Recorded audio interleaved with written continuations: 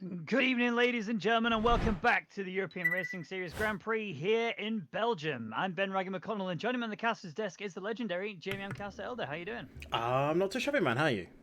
I am not too shabby indeed. I mean, look at it. We're in Spa. You know, it's easily one of the most legendary circuits to have ever existed, and obviously it features two of the most important corners also to have ever existed in Eau Rouge and Radion, actually. Three. Why? What's the other? Well, There's I three suppose corners we could. there.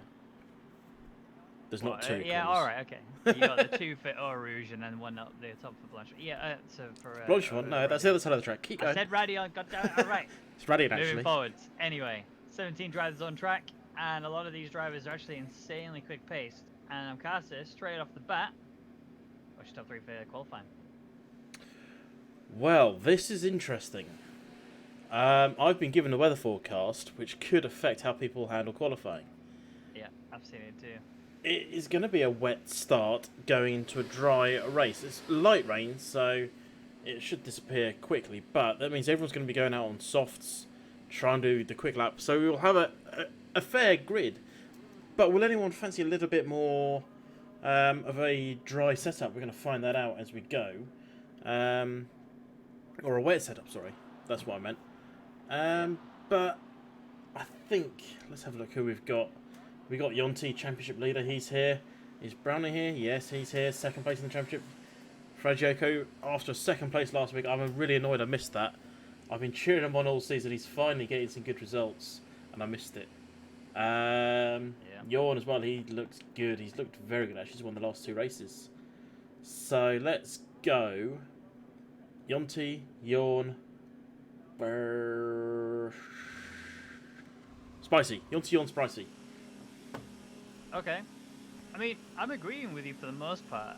The first two choices, I think, yeah, you're pretty much bang on the head there. I mean, Jorn has been better in terms of qualifying pace than Yonti has, well, at least from my memory. So I think Jorn will take it. I think Jorn's going to take pole position today. But again, it just comes down to the sort of the car setup that they go for. Is it going to be a wet setup, or are they going to go for a dry setup? Well, we only know that it's a wet start. We don't know what it's going to be like post that. Is it going to dry out and we might see people going out on softs again, or I've been told it dries out. No. I've been told it's going to be a wet start to dry. When that comes is the important factor. If that comes at the very end of the race, then it's going to be a wet race, so people are going to be having a wet setup on their car now. If it's going to be wet start for the first 3 or 4 laps, and this is only a 22 lap race, so 3 or 4 is actually quite a long distance, then that's a completely different ball game. So Jorn's just started a hot lap, but yeah, What's just your going back final to, well, that was it. In Yeah. terms of going back to it, Jorn I think is obviously going to be P1. Oh. P2, but P3, I don't know. Dan has been really fast. I mean, I've been racing with him a fair bit lately, and he's just on some next level kind of sort of pace at the minute. So I think he's going to get podium today. P3, I think, is where he's going to sit at the end of the quali. But we need to do a hot lap with someone. Should we do it with Brownie? Where is he? Home straight right now. Well, that's a perfect time to start then. So keep it to the left. It's coming towards La Source. Tight hairpin. Going to be a massive concertina effect in the race into that corner. Get on the power as soon as you dare as you go downhill, down through a little kink of turn 2 towards the aforementioned Eau Rouge. Left, right, and left at the top through Radion. And keep that throttle pinned as much as you dare through all that. DRS wide open, you go through a kink of turn 6 onto the Camel Straight. As we come up to 110 miles an hour, breaking point for Licum, just about 75 to 50, 100 metres back, depending how brave you're feeling really at the end of the day. Through turn 9, don't run too wide because there's a little bit of grass out there which will ruin things. Turn 10, Rivage, the long downhill right-hander, keeps going and going and going. If you want to keep it back to the right-hand side, so you throw it into turn 11. Don't run too far on the exit there because that wall is mighty close. As we come up now to the next set of famous corners, Pooh on the double left-hander, taking as much speed as you dare once again through this. I think that's the story of this lap, is just carry as much speed as you can through 13 into 14, which is Campus, and then pin the throttle as you come up to Stavlo turn 15 and the end of sector 2. Keep it to the left as you got turn 16. Now this is a nasty corner. That wall just there on the left catches you out if you just run a little bit wide, and we might see that in the rain here today during the race. Turn 17, little kink, not much to it. Turn 18, Blanchimont, keep that throttle pinned, do not lift. And as you come up towards the final two corners, the bus stop chicane, the chicane, 19, and in the pits. Thank you, Brownie.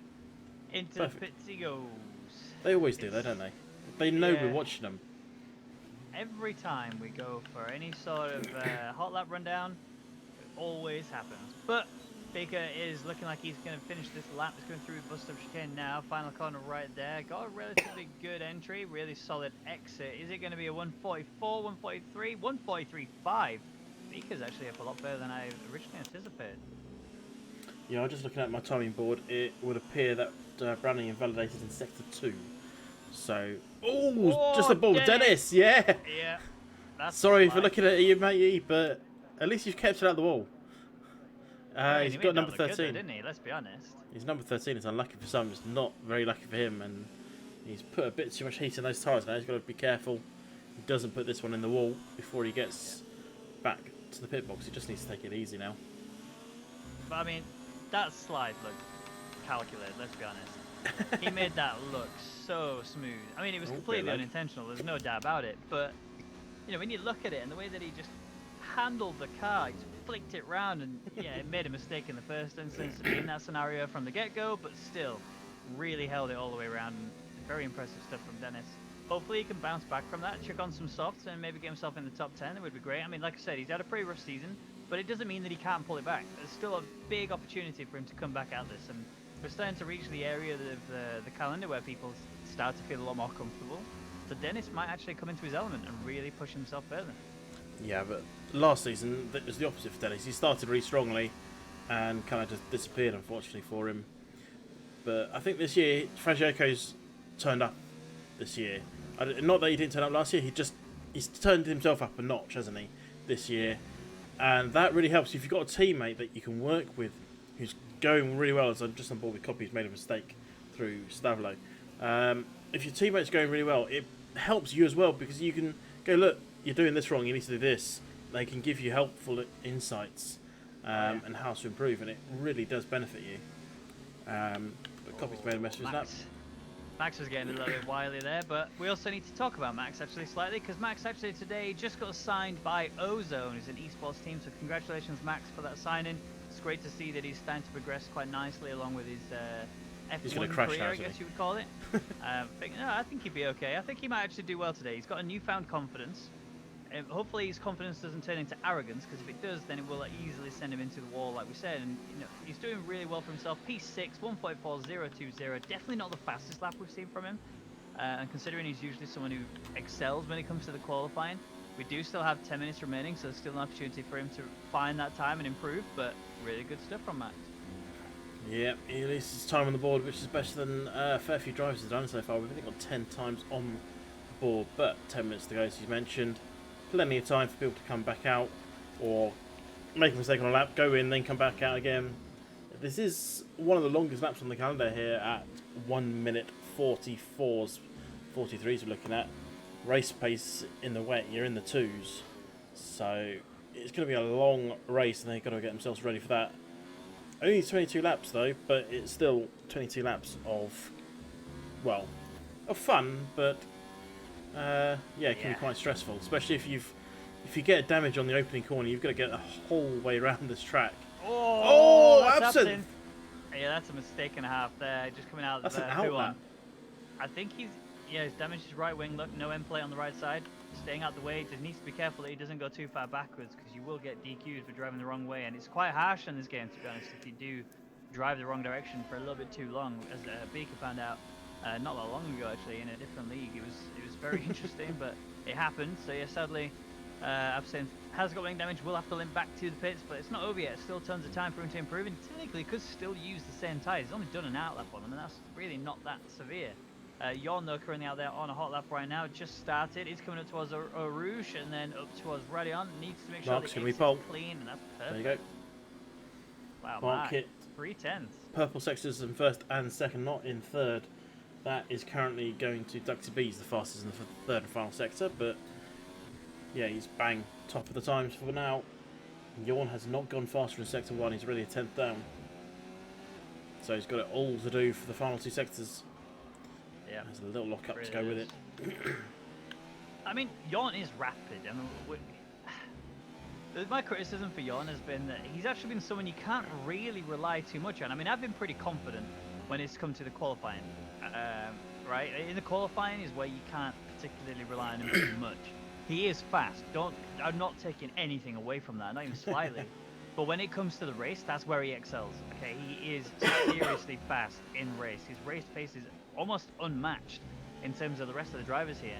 So whilst he might not start on pole today, I mean, even though I've predicted him to be on pole, he might not start there. And if he doesn't, I still think he's going to take the win. Purple sector 2, but it's not a huge improvement on Mark's side. So he's got to hit a mighty final sector if he wants to get provisional pole with 7.5 minutes left. Also keep an eye out on Yonti. He's the fastest in sector 1. Again, not by much, but there we go. So yeah, he does get it. Wasn't the fastest in the last sector, but he's fast enough. That's what matters. Where's Yonti? He's a tenth and a smidge up on Mark, and Mark is rapid. Mark is someone that I look to when it comes to qualifying and just see him chucking insane laps in. I was racing with Mark yesterday on this exact track. Bang. And relatively in the same conditions as Yonti, just slightly improves on that.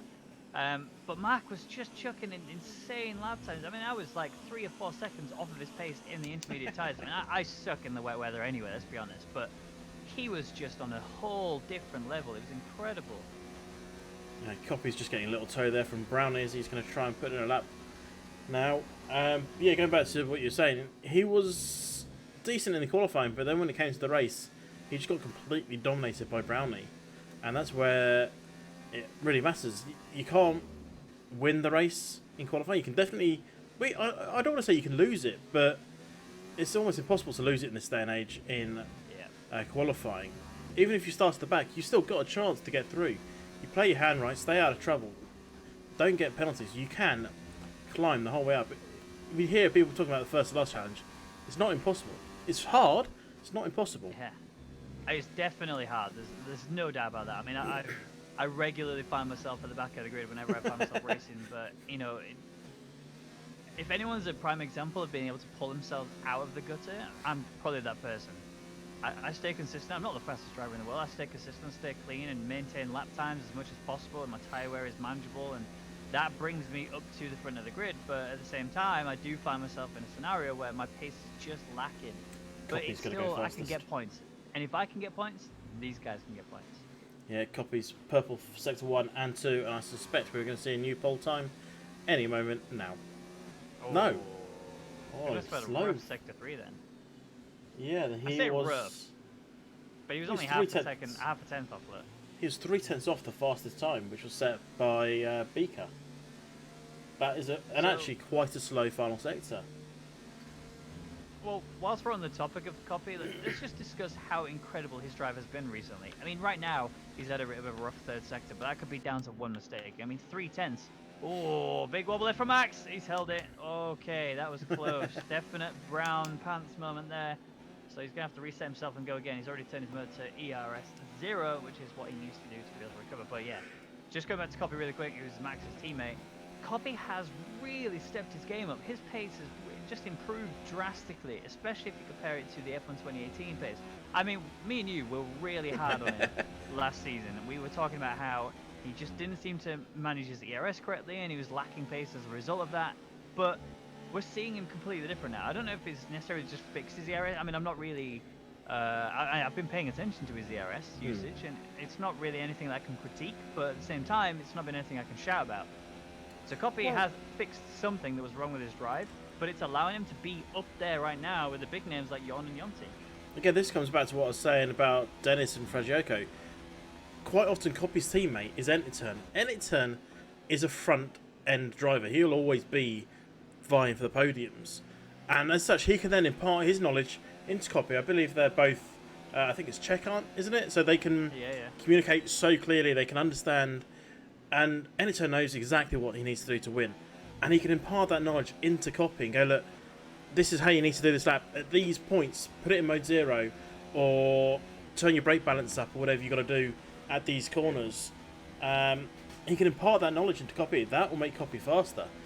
And just by things like that, just chatting to someone who knows how to be rapid. Yeah, exactly. But we are now at the moment, which I like to call the calm before the storm, as majority of the drivers, almost all of them, are actually in the pits right now, preparing themselves for their final push. You will start to see drivers come out around about now if those want to go for more than one attempt, or if they are worried that they're going to have a rough lap. Purely because they're going to need to. It's a long lap. 143s is what the fastest is right now. We're almost breaching into the 142s, which would be just incredible if we could do that. And I think we will, realistically. We're such a close margin to that 142s. We're surely going to see that. But yeah, these drivers prepping themselves with that race strategy.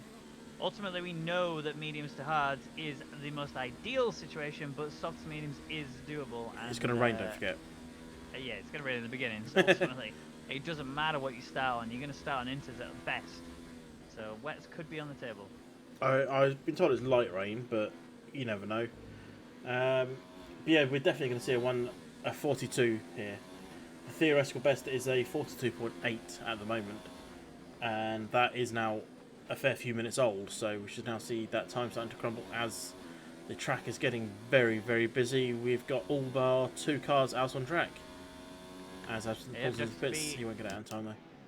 Duxby is actually on a hot lap right now, coming through that long... I find this corner actually probably one of the hardest corners ever, to be honest. It's just such an awkward corner. It was the long right-hander. I can't remember the turn name, but it's Rivage, the long right. turn 10. Yeah, it's just such an awkward corner, I find. I mean, who wants not exactly the grace, especially if you do what he's done. Oh, that was a catch and a half. He's holding it. Is he backing out? Yeah, he's backed out.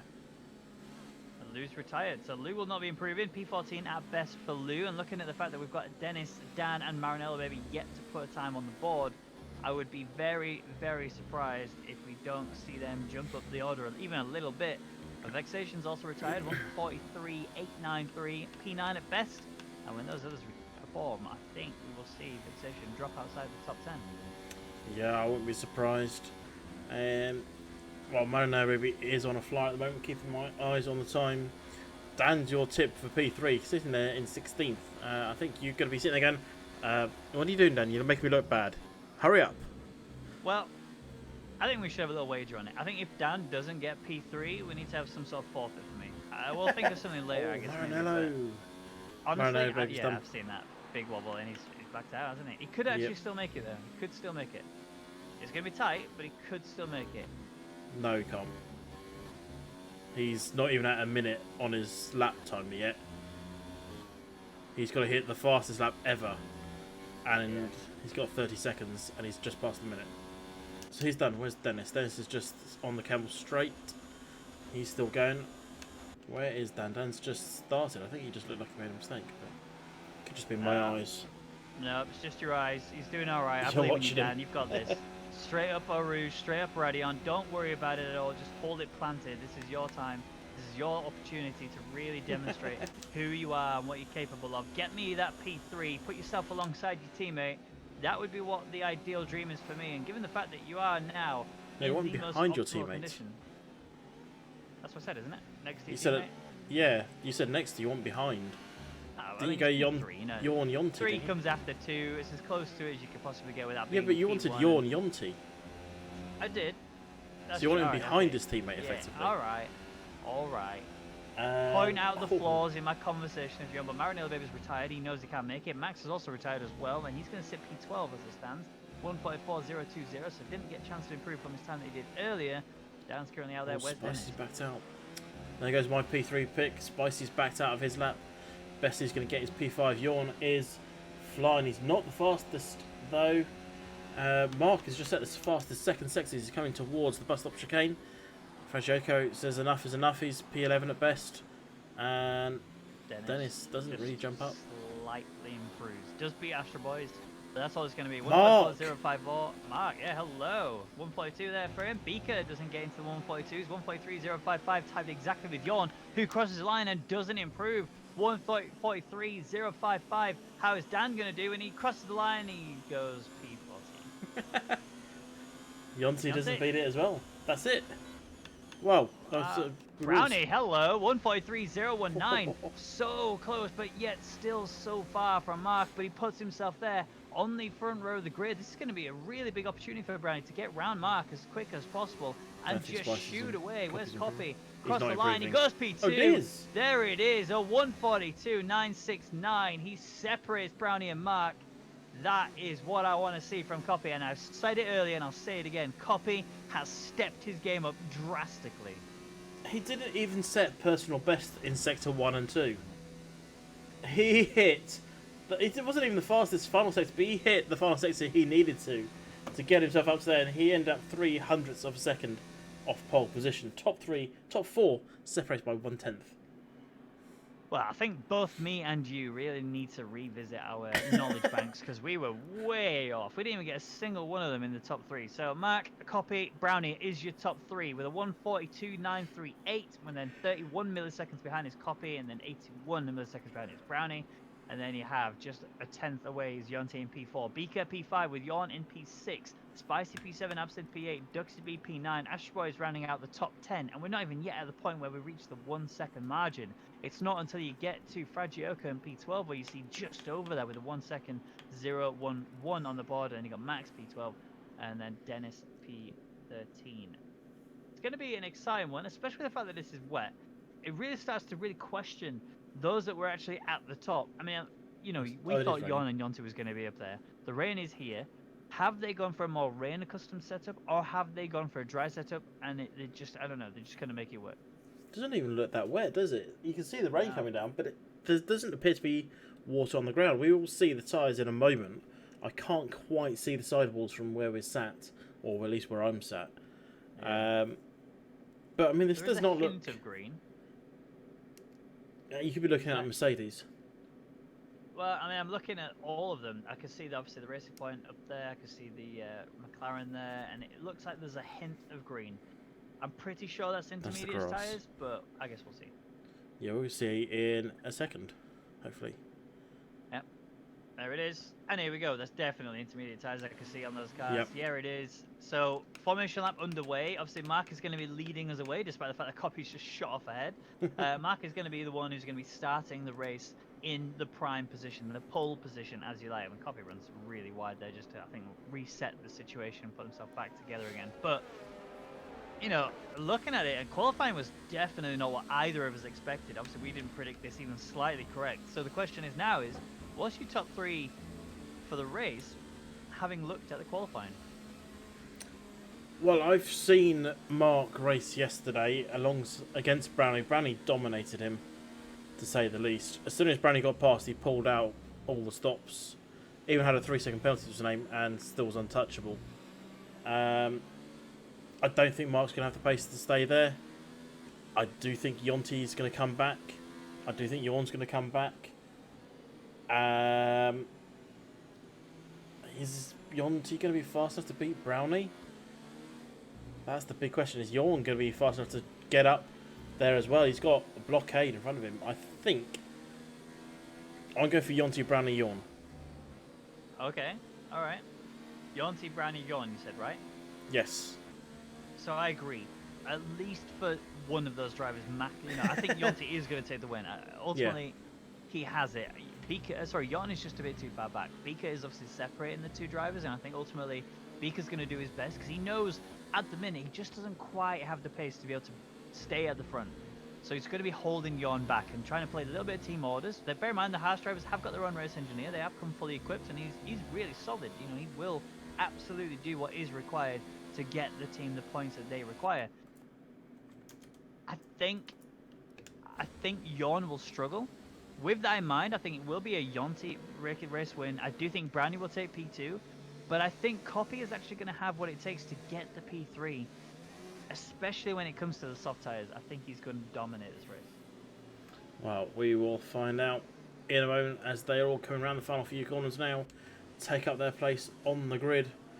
I have a nice collection of telemetry data as well from a fair few drivers, which is very useful. It helps predict pit stop times and see damage that we can't necessarily see. But they are now taking up their places on the grid. Mark, however, this is Spa. Mark starts on the right hand side, which is not the best side to start on. kind of want to start on the left because then you're on the outside of the corner. You don't want to really be on the inside because you get squeezed up against the wall potentially. Yeah, yeah. But we'll see how that works. It's an awkward one.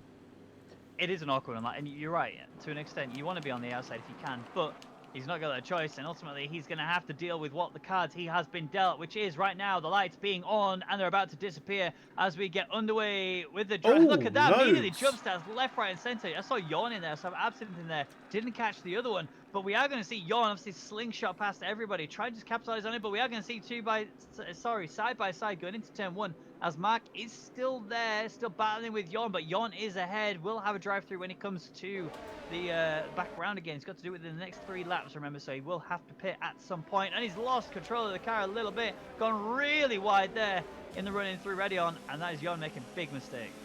Yeah, I'll double-check those penalties for you in a moment. I'm just keeping the eyes on the back of Vexation and Dennis going side by side. There's battles the whole way up the field at the moment as they come towards Lacombe. They're going 3 wide back there, nearly.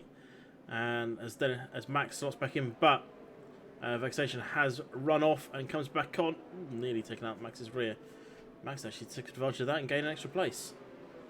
Yeah, and actually we'll look at the start line. We can see already some people have gained massively out of this. Yawn being one of them, but obviously he's going to get penalised for it when he does eventually come through. So ultimately, I think Dan is probably the one who's getting the most out of this. I think he gained 4 places. I didn't see if he was the other person that got that the drive-through penalty. Definitely got one. Yeah.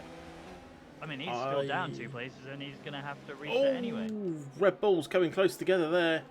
Astros and Absinthe nearly contacting, both losing places. It's not going well for the Red Bulls.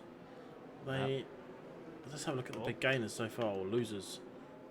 7 places for Absinthe. He's not had the best really start. struggling. If you watch on board with him, he is just all over the track at the minute. He can't find the way through this grid, and that's why everyone's just passing him. And bearing in mind, he has that drive-through as well, so mentally, he's going to be in such a negative mindset, and that's the wrong place to be. It just doesn't help you right now. But we have got Astro Boys and Dennis going side by side, coming towards Blanchimont. They're going to go literally wheel to wheel all the way into it. Here we go. And it looks like Astro Boys is ahead, but he did run deep. So did Dennis. Astro Boys will get P11. Big dive there from Dennis down the inside into all the bus stop chicane, but somehow it doesn't end up in damage. Fragioco on the back of this as well. Mark obviously setting the fastest lap time. Yawn serving his pit early. Brownie's in there as well and Absinthe. So there's the 3. Vexation has left the session. That's not good news for Vexation. Brownie's on a drive-through as well, is he? Wow. It would appear that way, yeah. So it's really, really shocking, especially for Brownie. He's the go more off experienced of the 3, and you really don't expect him to be getting those drive-throughs by speed, jump start in the pit start, and that's awful. Let's have a quick look. Yeah, so Brownie, Yawn, Absinthe, that is it for the jump starters. No more expected to come in. But, I mean, you can go an entire season without seeing a single jump start. And we've just seen 3 in one race. I guess once you see one person going, people around him go, oh, he's gone, and I'm going to go. You pay attention to the cars as much as the lights. So, it is, yeah, it's a bit messed up for the people sat behind someone who jump starts. They jump as well. Yeah. Now, Absinthe will be counting down the seconds and minutes until the rain stops because he is just struggling on this car at the minute. He did make a mistake going up through Eau Rouge into Radion, and it ended up being a big wipeout, and that's why you can see the gap is, well, I mean, you can't see the gap because it just says down arrows, but he is miles off the pace at the minute. But that doesn't matter at the minute. He can still pull this back. If he times the pit stop just right, I mean, me and you've commentated on races before where we've seen people pit stop from so far back and jump right the way up into a podium position. Yeah, it wasn't on this track, but similar things can happen because of how long the lap is here. That could very easily just swing it for them. Yeah, this is such a long track. We're doing, well, the first laps were 2 minutes. These are going to be slightly shorter. Let's have a quick look and see what time they're going to do. It is going to be about 2 minutes anyway. That's how long it is. So if the time to change happens as you cross the start-finish line, you've got to go 2 minutes round the track and try and keep facing the right way whilst doing so, and hope you can time it correctly. And that's it. That's exactly the thing. It's just so hard to pull that off. But someone who's ready to go is Yonti on the back of Copy. Goes a little bit gingerly up the top, and he's almost lost control, but he's still on the back of him. Got the slipstream, got the Mode 4 activated, ready to go for it. There's obviously no DRS because it's far too wet for any of that. You need all the downforce you can get. Copy's going to be stuck on the outside as Brownie comes into that chicane. He's going to go right the way around the outside, but he's going to have the inside for the next one. And that is Yonti up in a P2. A very calculated, very clean, very surgical overtake there from Yonti. Yeah, looks like Dennis might have had a little spin. He's just lost the place to his teammate. He was battling with Astro Boys not that long ago, but now he's a bit further back. 2 seconds back from Astro Boys. 2.5 actually, 2.5. So he's obviously made a mistake going into Lacombe. And Yawn is already caught up to the back of Ronaldo, baby. That is just shows how little time he actually lost. He just got relegated to the back of the grid. Well, yeah, I mean, there's that, but also you can see he is struggling in terms of, the guys ahead of him are struggling in terms of their pace. But Lou is really losing it. Marinello is trying to capitalize. Yon makes a big wobble there, but still catches it. Good maneuver from him to regain control of the car. Marinello is trying to sort of just size Lou up a little bit, and ultimately, if Marinello doesn't put the foot down slightly, he will actually lose a place to Yon here. Yon's just looking for any opportunity he can get, although he is also struggling. It looks to me like Yon's going for a full dry setup. That's a thought that was big it. slide. He almost hit the wall. I thought that was curtains on that wall. I think the problem is Yawn is now in dirty air, which is affecting his grip, obviously, especially through the faster corners. They just don't have as much downforce in said dirty air. And he's dropped. Marinello, sending it down the inside. Apologies. He's going straight through on the racing point. Nice and smooth overtake there from Marinello. That was very calculated. Yon's trying to get a little bit of piece of the action as well. Going to have the slipstream in towards turn 1, but a little bit of a wobble on the exit means he's not going to get that position done and dusted. We need to go back up to Beaker at the minute. He was actually looking to do the same thing his teammate did on Copy. Is Beaker going to be able to hold it all the way up ready on it? Has a little bit of wobble, cuts the corner a little bit. Probably got a warning there, but I don't think there's anything more than that. Dan's also on the back of Max. A little bit more calculated there from Dan. Max is still going to be ahead for now. Sorry, Dennis nearly had a in the wall moment there. Losing the back end, going up Eau Rouge into Radian. He's held it, but he's lost a lot of time on Vexation that he was trying to battle with as Yon goes past Lou further back. Yeah, Dan still tried his best, got his nose involved in the overtake for Max, but just couldn't quite pull it off, and he's staying where he is, P8 as it stands, but still, I think he's the biggest gainer, isn't he? 7 places gained? Yeah, he's absolutely loving life at the minute. Although he is not far away from Max's, Max is 6. Brownie's just sent one down the inside into turn 10. That's not a normal place to just casually overtake someone as he just did to Lou. But Brownie is starting to climb back through. Absinthe is not looking pretty back there, is he? Really, really struggling. Honestly, though, put Absinthe on the dry conditions, watch him fly, because he's just such a good driver in the dry conditions. Might start to pull his way back in, may still even get points as a result of the dry compound, but we're a little bit away from that. Remember, it was 10 minutes before we properly get into this, so it's just ultimately around about lap 6, lap 7, we're going to see the rain stop maybe. But still plenty of time to go. So Marinello on the back of Dennis. Still, Dennis has a little bit of a tank slapper coming round, and that's a little bit of benefit to Marinello. Going to have the drive he needs. Not yet gone for the full beans. Actually decided to turn it down a little bit because he knows how hard Blanchard is to go side by side when you haven't got dry conditions and dry tyres. So we'll actually sit pretty where he is, P13. Yonti though sets the fastest lap of the session. Yeah, he's starting to mount a charge just over a second off the back of Mark. I think most of these drivers... Oh, Beaker and Copy swapping places. I'm going to interrupt myself there. Yeah, Beaker actually... I mean, I don't know how he managed to do that, but Copy's right back on him again. But look how close Beaker is. All his contact going up Rouge into Radion again. Beaker cuts the corner, but he's still on the back of Copy. The slipstream is going to be huge for him now. Max gets the time penalty, but Beaker is looking for the inside move into the chicane. It's going to be a really tough one to pull off because Copy's going to benefit, but Copy backs out. He knows this. He's seen better days, and he's backed out to make sure there's no contact between the two. But that does mean that Beaker 3 wide behind. Now... 3 wide behind. Marino, maybe Dennis, and Yon 3 wide into Lecombe. There's a sandwich. It's a Ferrari sandwich. It is. Well, I think it's a damage-free incident, but Yon might have to give that place back to Brownie because he's just overtaken him off the track. Potentially. Was Brownie ahead of him?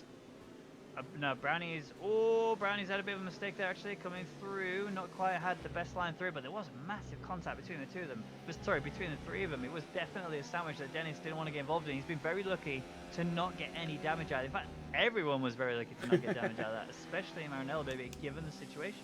Oh, front right damage for Dennis, 19%.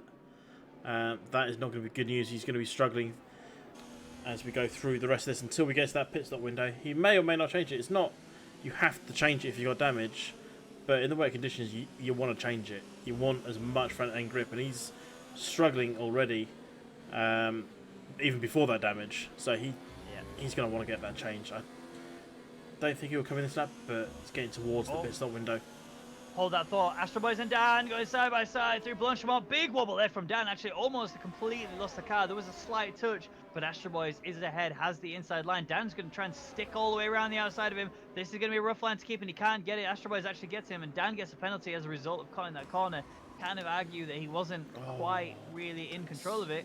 And there's a battle going on between Marinelli Babe and Dennis. And Not really a battle. It was Dennis making a mistake into bus stop. Just went really deep. It's the simplest overtake. Marinelli Babe didn't need to do anything. He just drove his racing line. Dennis is in. Fresh hards. Yeah, well, I mean, Still look raining. at the rain situation.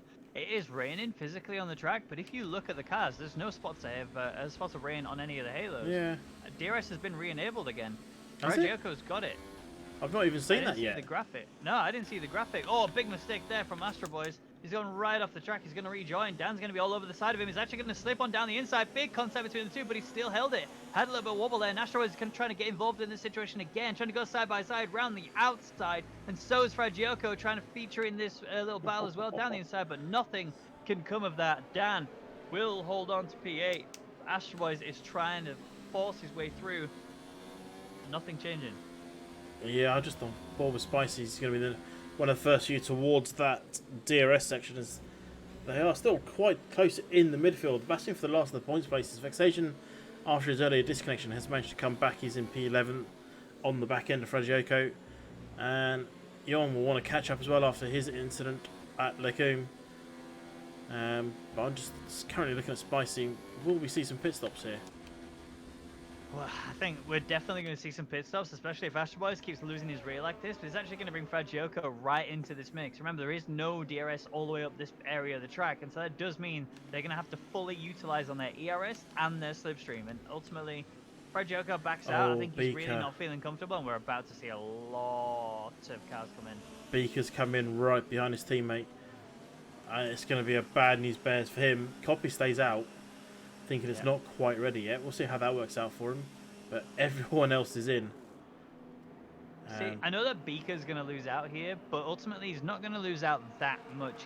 If he stayed out and did another lap, I mean, you're about to see when Copy goes round and pits, Copy's going to fall right down the order. I'm calling it now, purely based on the fact of Beaker, yes, he probably lost 3, maybe 4 seconds there in additional for him in that pit stop because he double stacked.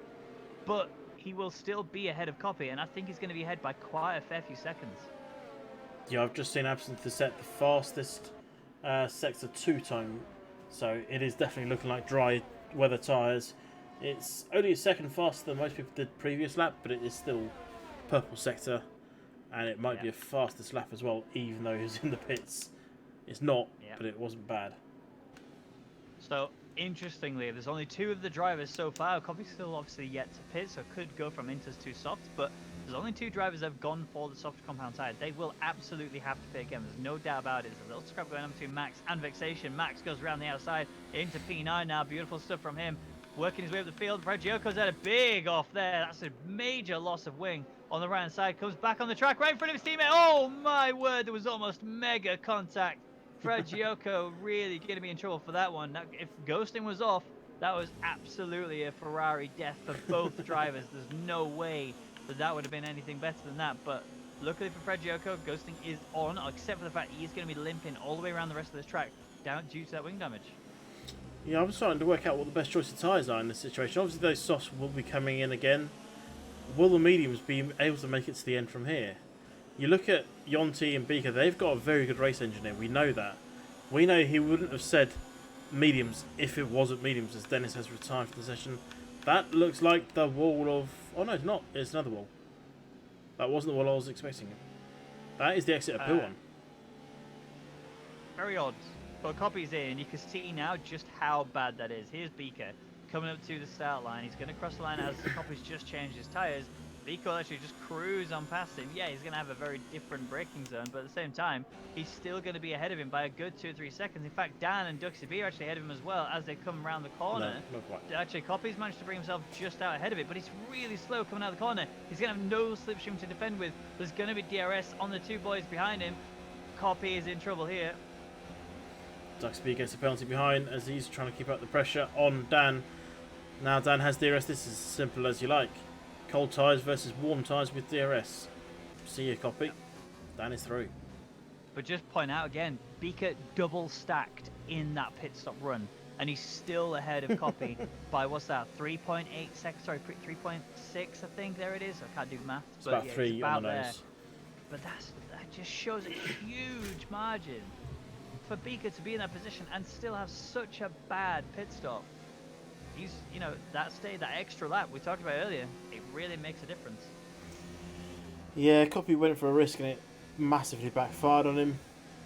If it didn't, we'd be singing his praises. So, unfortunately, it is one of those ones that did backfire and it has come off pretty badly for him. And he'll be trying to get these tyres at the end. I'm just trying to find. I'm sorry, I'm looking at tyre percentages here. They're all on negative tyre wear because it's gone down. But we'll get an update. Hopefully, I won't tell you who I'm potentially looking at in terms of getting towards the end because I don't want to give away tactics or anything of drivers. Well, anyway, we can worry about that, I guess, in a little while. 'Cause, I mean, if you look at Mark's time, he's just on a 150.5, which is pretty slow considering it's on the soft tyres, but the track is still warming up. It's not yet in that area yet, and Jorn, like I say, yes, he's on the mediums, but he might be in a position where he can beat that. Dan's done it, and he's done it on the mediums as well, so 149.787. If, like you said, Jorn is currently chucking in the lap times that he's currently doing, he might actually still smash that.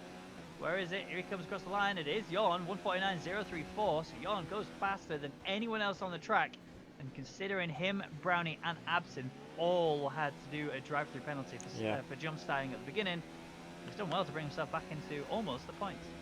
Yeah, he's only 5 seconds off the back of Brownie, so it's just whether or not he can get those mediums to the end. That is going to be the crucial factor.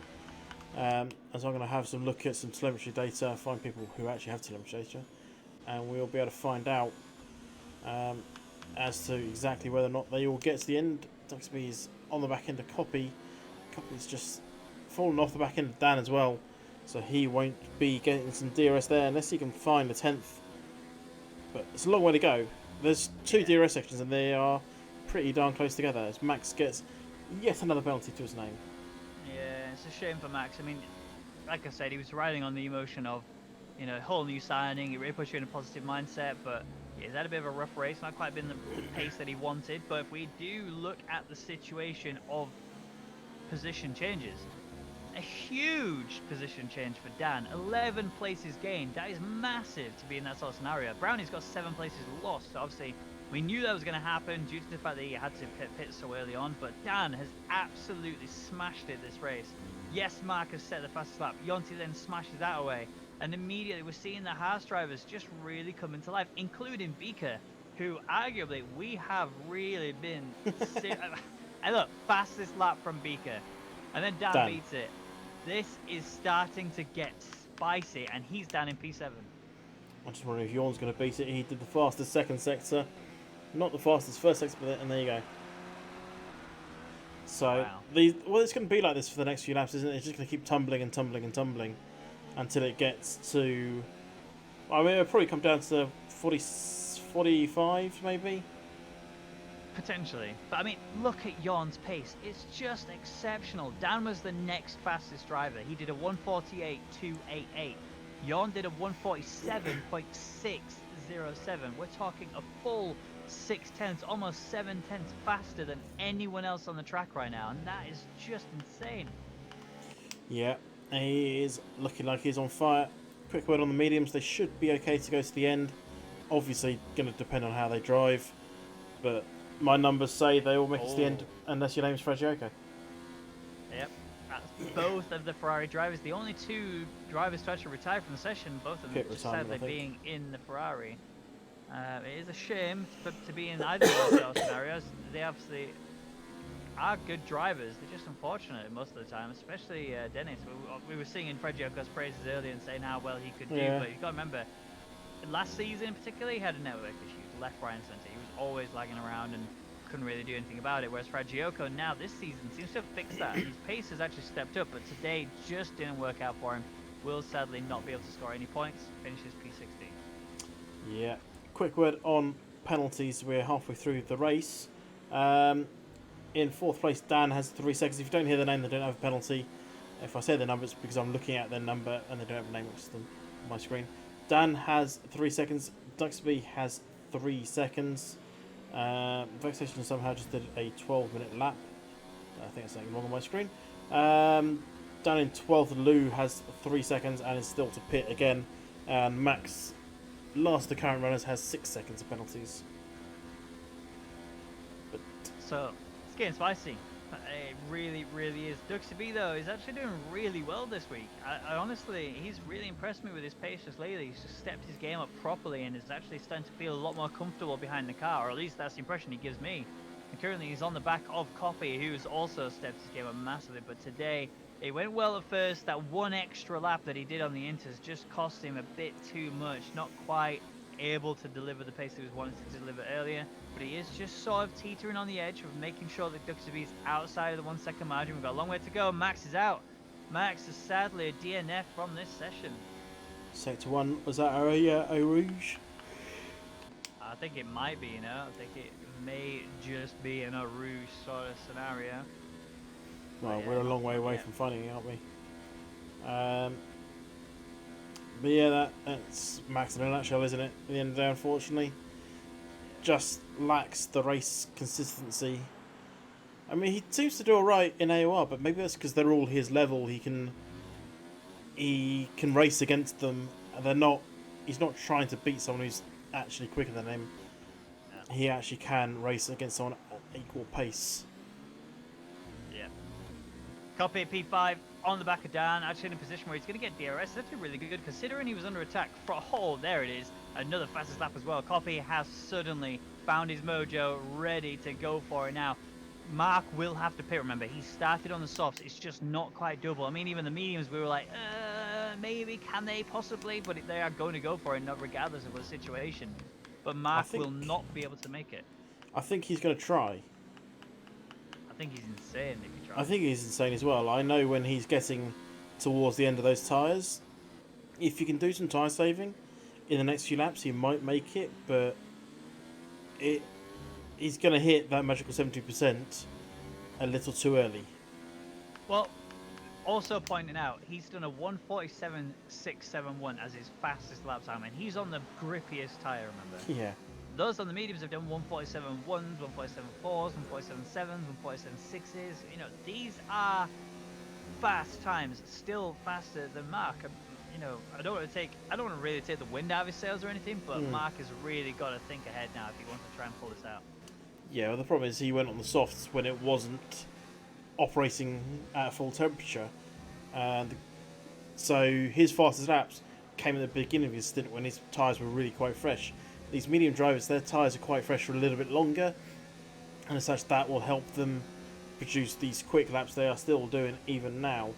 I mean, Copy set his fastest lap last time around. Not sure he's going to go faster again, but I've just seen Yawn's gone purple in Sector 2.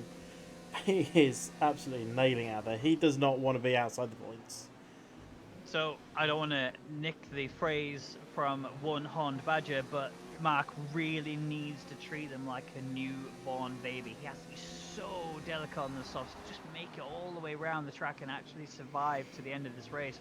But you treat them with delicacy, you're going to lose time. And right now, he's in a position where Yonti is right there on the back of him. Not yet in DRS range, and he's lucky in that respect, but still has an opportunity to do this. Someone who is very much in DRS range is Copy.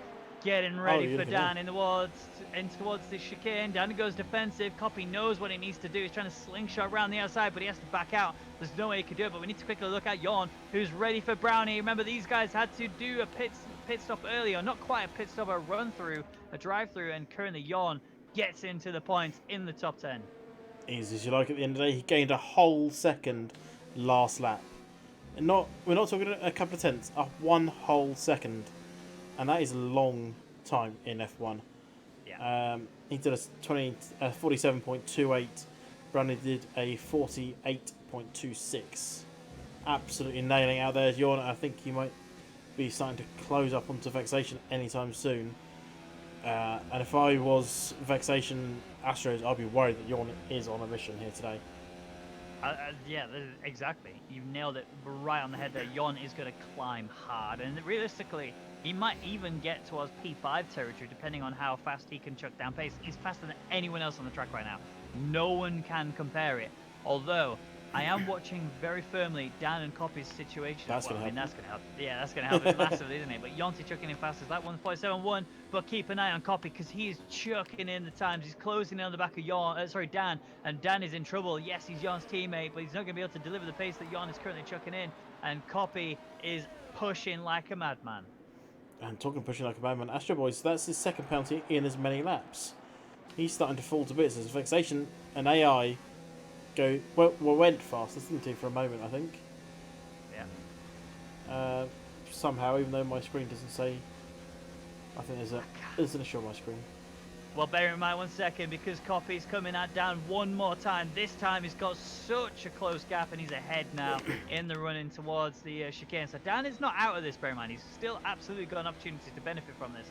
Copy's really demonstrated he knows how to deploy his ERS this time, and he's worked on that very, very well. Dan is a little bit further ahead. Now, obviously, Copy would have chucked a lot more in it to try and close in as much as possible and actually attack Dan. But bearing in mind there's no DRS now for the rest of this lap, so Copy can charge it, ready for the next time he needs to defend against Dan. But ultimately, Blanchimont is such a slipstream fest, he might still lose out. Yeah, Yonti's starting to close up onto Mark. Those tyres are not looking pretty on Mark's car. Again, I don't think they're going to make it to the end of the race. They may end up with a puncher on the final lap again. Beaker knows all too much about that at Belgium, doesn't he? Yeah, I mean, it will haunt him to the end of his days. I think it was season 2 in a different league that he really had a major off and it killed him drastically. In fact, it was probably the most horrific accident I've seen in F1, to be honest. But yeah, Beaker will definitely remember that one until the end of his days. But he's learned from it. You know, he's got a really solid race engineer behind him. He's also got a lot of experience now in league racing, so he should hopefully have learned from that in itself. And hopefully, he's been able to manage his tires just right. And yes, he comes across the line, not set the fastest lap time, but honestly, look at Jorn's pace. He is the only driver until now. I mean, Copy's just beat into the 1.69s, but Jorn was in there way before anyone else, and the next closest is Yonti after that, 1.71. Yeah, it's not entirely surprising. As Vexation also, not entirely surprising that he's dropping down. He's an AI at the moment, so. But Yonti passed Mark. There's no surprise there as well, is there? At the end of the day, that was going to happen. Mark really starting to struggle on those softs. He will be able to come in at any moment and put a fresh set of softs on if he doesn't try and get to the end on these. But I don't know which is worse at this point for Mark. Come in and put some fresh softs on and go flying. Pick up more penalties with these old tyres, but will you finish higher? That's the thing. Well, let's have a look at the gap to leader. So we think it's around about 19/20 seconds of time spent in the pit lane, which is going to put him way down the order. I mean, we're looking at sort of Yon area. Yon is 23. Even if he pits and goes onto softs, I don't think Mark has the pace to be able to hold these drivers back or close in on them. Might gain on Astro Boys, might gain on Spicy, but the gap is still pretty severe. Well, let's see, is he going to... No, he's not coming in this lap. He's just going to stay with Yonti for as long as he can, I think. Try and use that DRS to hold onto the back end of him. But with Yonti pushing in fastest laps, that is not an easy task to do. No, definitely not. Dan, though, he's really closing in on the back of Copy. We saw, obviously, Copy pass Dan, I think it was a couple of laps ago now. But Dan's bringing himself right into this battle one more time. He's not really in any sort of urgency to pass him. Just needs to manage Copy's ERS. And by saying managing Copy's ERS, I mean he needs to apply enough pressure that Copy feels as though he has to burn the ERS. And in fact, we'll look at it. Mode 2 going up Eau Rouge Radion, you've actually got Copy in Mode 3. He's burnt a lot more, and he's actually switched over to Mode 4, whereas Dan is still sat in Mode 3. going to have the wing open. He even goes to mode 2 because he knows Copy is going to be really feeling this pressure. All that closing in, and he's down now to 22%. Meanwhile, Dan, 51%. Yeah, the one thing going for him is what we'll come to. Well, let's do it now, since we're not on DRS straight. Let's just see where Spicy is. He's on DRS, yeah. So the penalty rundown quickly is we're on 16 of 22. Mark 3 seconds. Dan 3 seconds. Dux B 3 seconds. Then in 8th place, Astro Boys has 6 seconds of penalties. And then it's jumping around, but I think it was Vexation had 3 seconds, but I could be wrong. No, it's Lou with 3 seconds back there. So that's working out okay at the moment if your name is Copy, because you know that even if you lose a place at the moment, you will still hold it as long as you can hang on the back of that Toro Rosso. Oh, hold that thought 1 second. Lou's going to send it down the inside. Vexation's realised he's coming, has gone wide just to give him the room allocation. But Vexation still has a car ahead. It's a little bit tight there, that corner, but he's managed to keep himself outside of the wall. Lou still on the back of Vexation on these brand spanking new softs. Will have the grip. Backs out way harder than he necessarily needed to. Just could have just lifted and let Vexation get a little bit of a gap just to make sure there's no contact, but there's no changes except for Mark chucking himself in the pits onto brand spanking new softs. Yeah, let's see where he comes out. I think it was going to be... should be just ahead of Yawn. And it's actually going to be just ahead of Astro Boy, so that's not too bad. P7. And this bunch is quite tightly bound now. Yep. Where is it? Oh, he's miles ahead of Astro. He's already on the back of Spicy and going to get DRS to help. Once he gets past these guys, he will have a nice free air to catch up to Dan and Copy. But will he catch up to Beaker though? Well, hold that thought just 1 second, because if you look at Yon, he's really close to the back of Astro Boys, although he has insanely low ERS levels. We're talking just in the 10s rather than the 20s, and this is a problem for him to be in. He has to give it the full beans to close in on him. Mark is really closing in on Spicy in an area of the track where tire grip is going to be more crucial here than anything else. He will actually be able to close in and potentially take Spicy before we even get to the run in towards Bunchmont. I think you might be expecting a little bit too much, but you never know. He does have considerably more grip than Spicy will have as Vexation and Lewis swapping bases towards the back. They're still battling, which is good to see. And there's a yellow flag in 6-2, which is not so good to see. Here comes Mark. This is a really tough line to take. He ends up losing a little bit there, but Spicy was under threat from the outside line. Now you're going to see Mark getting onto the back of Spicy in this Mercedes. Yes, Mercedes is supposed to be superior, but in equal performance cars on F1 2019, you are fully reliant on your actual driving abilities. Here comes Mark looking for an opportunity into the bus stop chicane, gets a lot of pace in there. Is he going to get the acceleration? He might actually get this on the DRS straight of the home straight. No DRS wing is available for Duxie B, so he may potentially lose out, but he's got a good drive, and things are going to stay as they are, at least for the first few corners. Yeah, Yawn. Oh, that I saw that come in from a mile away. Unfortunately, Mark didn't see where the apex was. Took it very, very tight. Picked up a 3-second penalty. That might be curtains for him, because he still needs to get. Should get past these guys, but he still needs to then get a 6-second lead from Spicy. Oh, here comes Jan. Straight up through El Rouge into Radion, straight on past Astro Boys. It's not a great deal Astro Boys could have done there. A very smooth move from him, but Spicy's actually, I don't know if he's just turned the wick up because of the fact that he's got Mark chasing him down, but Spicy's certainly on the rear end, on the gearbox of Duxie B and that Williams, and I don't know what Duxie B's going to be able to do to defend this now. Well, he's just got to hold on, and he does have a 3-second penalty, so Spicy doesn't technically need to pass him. Mark needs to pass both these guys and pull up to the back end of Dan if he wants to hold on to any of those places. But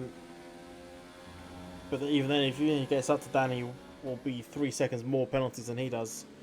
So we'll see how it works out. Fulham, we are still on 18 of 22. Race leader is Yonti. He's got a nice, comfortable lead. Oh, Mark, no, Mark. That's away. Unfortunate. He went for it. It didn't work out for him. He lost a lot of time there. He was going down the inside of Spicy. He just couldn't quite make it. Did get a little bit unstable. Did still catch the car. So good stuff from Mark to be able to catch it, but almost went into the side of Spicy and sent him off into the sunset. But no, Mark is 8 tenths down. Spicy, 4 tenths down, almost 5 on Duxby, bringing himself closer. Will have DRS. If he can get the exit he needs, he might be able to size Duxby up in the running towards turn 2, but you don't want to just yet. Remember, Eau Rouge Radion is the ideal place to pass because of the detection line, because of the activation line, and he's looking for it already into turn 1. I mean, the Camel Straight's the ideal place to pass. You don't... Radion Eau Rouge, you don't want to be trying to pass someone through there. You've got to be insane to try and go too wide through that corner. I think Mark Webber showed us how to do that. And it worked out He's got for to live him. up to his name though, hasn't he? Although currently he can't really live up to his name, because if you look at that ERS bar at the bottom right, 3%, and that was after he finished coming up Eau Rouge Radion. It's actually Duxby goes defensive. He knows it. Oh my lord, here comes Mark. Did not see that coming even slightly, and he's straight up through. Now on the back of Duxby. Duxby's going to be seeing that and going, holy crap, what do I do here? I've got a Racing Point chasing me down. Duxby trying to hold the middle line, making sure that Mark cannot find a way through. That was just sudden for Mark. Yes, somehow survived without taking any damage. Oh. Akasa appears to have the robotic voice again, so hopefully they can quickly fix that for us. But meanwhile, we are going to be seeing Mark coming through a P1 on the back of Duxby. Duxby is still going to be slowly pulling away, but it's going to be just... much better. Here he is. Welcome back, Amkasa. I was just going to say, Mark somehow avoided damage, but Spicy does have front left damage. I don't think it was from that incident. It might well have been. I hadn't noticed it before, so who knows. I don't know where he got it from though, because Mark came down his right side, and that was it. I mean, even we were caught out as commentators. Imagine how he was caught out as a driver, right? He just sees this Racing Point just come tearing it down the inside, slits right through him, woo, easily done. But look at him now on the back of Duxby, coming into the bus stop chicane, needs to get a tight line, can't quite get a mistake. If he gets the mistake, Duxby will hold this to him, but no. Managed to get a relatively decent exit, still holding on to mode 0 because he knows it's too soon to do it here. Has to wait, has to do what you said earlier, which is take him on the Camel Straight. Yeah, not in Radion and Eau Rouge. I mean, you can. You have the detection point is around here, so you have plenty of time to do it. But Spicy could quite have easily have got that damage last time around. Mark went very deep into the corner. All he would have taken is a little turn in a nudge, but Mark now shows how to do an overtake properly, and he's past Duxby. And how far up is Copy? He's 7 seconds. Fair old way. Well, it's 7 seconds to Dan, but if you look at this battle that's currently ongoing for P2, I mean, P1 solid, Yonti's taking it, but P2, this battle is getting really hot. We've got 3 laps if you could. The last one, I think we may have lost Vexation. No, it's not Vexation, it's not Brownie, it's not Lou, it's not Absinthe either. Not sure where the yellow flag... it's Astro Boys. He's made a big off there. He's got no wing on that right-hand side. No end plate and missing a fair few elements. He's going to be limping around, and considering he's sat P9 right now, he's about to lose that as Marinella Baby's coming right up for him. A big crash there. Astro Boys is out of this Grand Prix. Will not be getting any points now as a result. And that is sad news for the Red Bull driver, but we cannot draw our attention away from the fact that P2, 3 and 4 are all within half a second of each other. P4's pretty much out of this. He has a 3-second penalty to his name, unless these guys in front also pick up a 3-second on the final 2 laps, which, don't get me wrong, it's not out of their own possibility, but it's not going to be a simple thing for them to do. Dan will be wanting them to do it, but cool, calm and collected Beaker, is well, you might. He's had a few clips on Radion, hasn't he? Let's see how he does it this time. I mean, if you look at Beaker, his performance today has been better than I've probably seen him. Oh, that's huge. That is massive. Dan get a 3-second time penalty, just cuts Radion a little bit too much. He's almost going to lose that now as Beaker is under threat from Copy. Copy takes that position away from him. Dan might get involved in this just to try and make things difficult for Beaker. And if Beaker does get caught out by this, we might see things fall apart for him. But Beaker, holding on to the final podium position, needs to try and find a way to defend from Dan, but at the same time, reel Copy in. Dan's right there on him, but not going to be able to get it. Beaker sits in P3 for now. Needs to figure a way to get past Copy. Oh, not hit the wall like that. He survived without any damage, but Beaker doesn't need to fight Dan. Dan has 6 seconds of penalties. Beaker has 0. I'll do a quick final rundown for you. 6 seconds to Dan, 6 seconds to Mark, 3 seconds to Duxy B, 3 seconds to Absinthe, 3 seconds to Lou. And there you go. Yeah. If you didn't hear the name, they don't have a penalty. So, top 3, all penalty free. as it stands, and I can't see how they're going to get 6 seconds of penalties in a lap and 4 corners. There is a possibility that they get a 10-second penalty for cutting the final chicane a bit too hard on the inside. I have seen it once or twice in this game. I've been a result of it once or twice in this game. You just cut it a little bit too fine. Beaker actually almost did that. But Beaker is in a very awkward scenario now as we enter the final lap. Remember, Beaker's ERS is really low in comparison to Copy's. Copy's almost got double of what Beaker's got, but it doesn't matter. It's about how he deploys that right here, right now. He knows it. That's why he's gone for Mud 4 in the running towards Eau Rouge. It's 7/10 is the gap. He has to sling it through Eau Rouge Radion. Make sure he gets the exit of Dreams. He's got the slipstream. This might be it now. I don't think he can pull this off. It's just a bit too far, but he has one more chance after this one. That is through Blanchimont. It's going to be a very exciting run into the bus stop chicane. Battles behind though. Ducks are being spicy there, going at it. Duxby running very low on ERS, pulls out the slipstream, going to go round the outside of turn 7, and he is through up into turn 6. Into turn 6, P6, but at the end of the day, it is all for now, as Duxby does have 3 seconds and a massive tank zapper to his name. Yeah, I thought he was dead there. I thought he was absolutely out, but no, he somehow catches that exceptional driving from Duxby to snap that back into gear.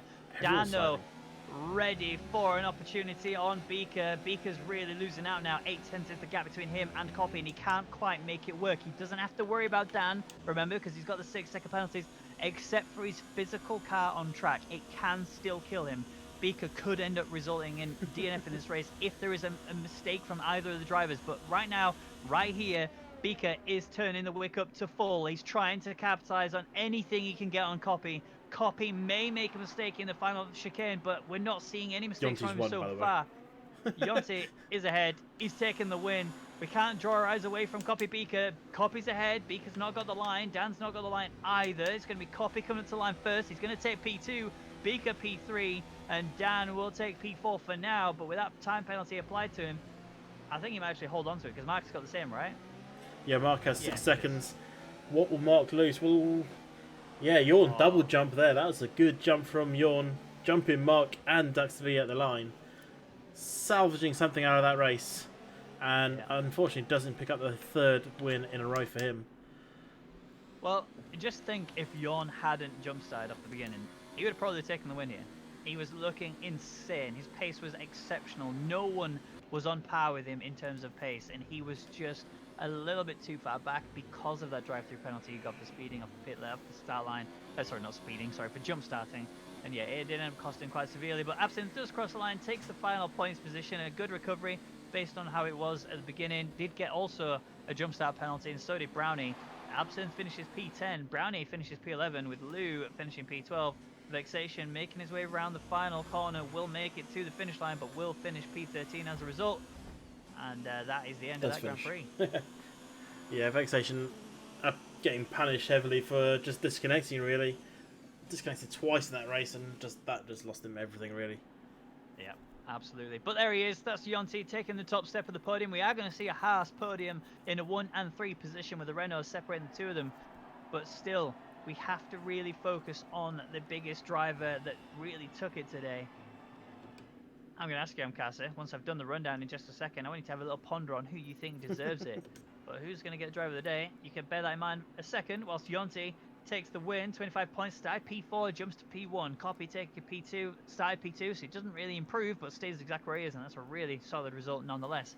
Beaker, having probably one of the best results he's had in quite a while, started P5, gets P3, finishes off the podium with Dan in P4, gets a lot of penalties, but he started P15 to climb right the way up to P4, so good stuff from him.